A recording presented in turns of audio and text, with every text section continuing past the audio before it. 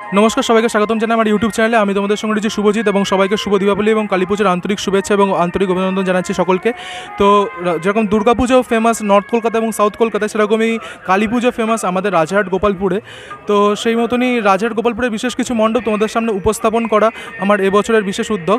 এখন আমি চলে এসেছি মতিনগর স্পোর্টিং ক্লাবের 56তম বর্ষের পুজো মণ্ডপটির সামনে, এবং এই পুজো মণ্ডপটির মেম্বার কমিটির দাদা আমাদের সঙ্গে রয়েছেন।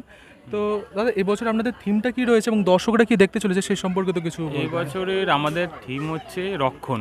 আচ্ছা, এক কথায় যেরকম আমাদের মা শ্যামা মা কালী মা যে পুজোটা উনি যেরকম আমাদের রক্ষা করে, সেই থিম নিয়েই প্রতিটি পরিবারের গুরুজনেরা যেভাবে বাচ্চাদেরকে রক্ষা করে সেই বিষয় নিয়ে আমাদের থিম।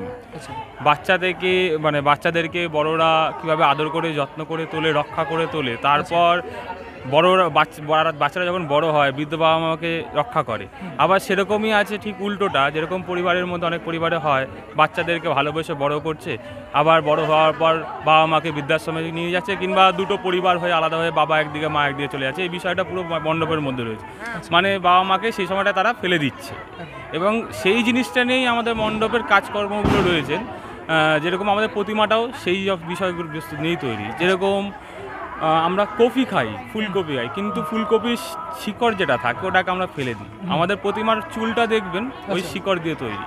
আচ্ছা আচ্ছা, এবার আমরা বট গাছের ফল যা আমরা খাই না, ওই বট গাছের ফলটা আমরা ফেলে দিই, সেই ফল দিয়ে পুরো প্রতিমার মুখ এবং দেহটা তৈরি করা রয়েছে। মানে সব প্রাকৃতিক উপাদান দ্বারা। এবং কিছু পুরনো পাতা ফেলে দেওয়া, যেরকম দেখবেন আমাদের কিছু কিছু রয়েছে সাইকেলের চেন ফেলে দেয়, সাইকেলের পার্টস ফেলে দেয়, সেই পার্টস দিয়ে রূপ করা হয়েছে বাচ্চা শৈশব থেকে বৃদ্ধ পর্যন্ত। এইসব সব ফেলে দেওয়া জিনিসগুলো দিয়ে আমাদের এখানে তৈরি হয়েছে, নিখুঁত কাজ করেছে।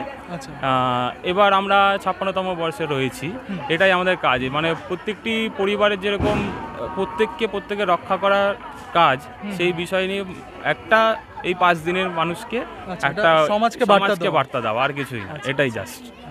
খুব সুন্দর এবং একটা ইউনিক চিন্তা ভাবনা লাগলো। তো চলো তোমাদেরকে সিনেম্যাটিক শর্টসের মাধ্যমে পুরো মণ্ডপটা আমি ঘুরিয়ে দেখাচ্ছি। যদি ভালো লাগে তাহলে অবশ্যই লাইক করে দিও, এবং চ্যানেল নতুন হয়ে থাকলে চ্যানেলটা অবশ্যই সাবস্ক্রাইব করে নোটিফিকেশন বেলটি অন করে নিও, এবং ফেসবুক পেজ থেকে দেখে থাকলে অবশ্যই ফেসবুক পেজটিও লাইক করে দিও এবং ফলো করতে ভুলো না। ধন্যবাদ।